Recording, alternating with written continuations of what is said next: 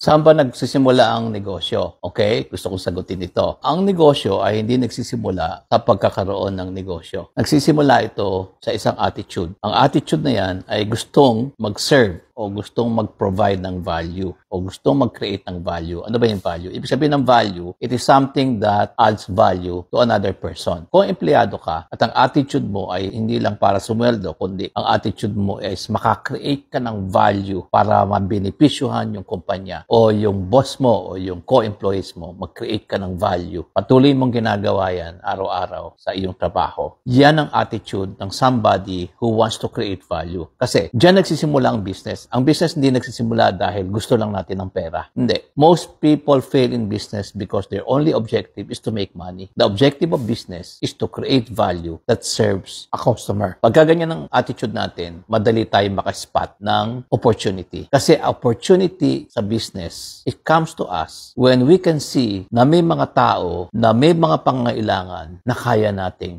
tustusan yung pangangailangan na yon. Doon nagsisimula yon. Pagka na-capture natin yung pangangailangan na yon, maka-develop tayo ng produkto o service at palalaguin natin, palalaki natin hanggang sa point na kumikita tayo. Meron tayong business. Okay? Diyan nagsisimula. Hindi sa pera, hindi sa pagnanasang magkaroon ng pera. Totoo yon. Kailangan natin ng pera para patuloy na lumugo ang ating negosyo. Pero ang pinaka-basic principle is what value can you add to your customers that the customers are willing to pay for?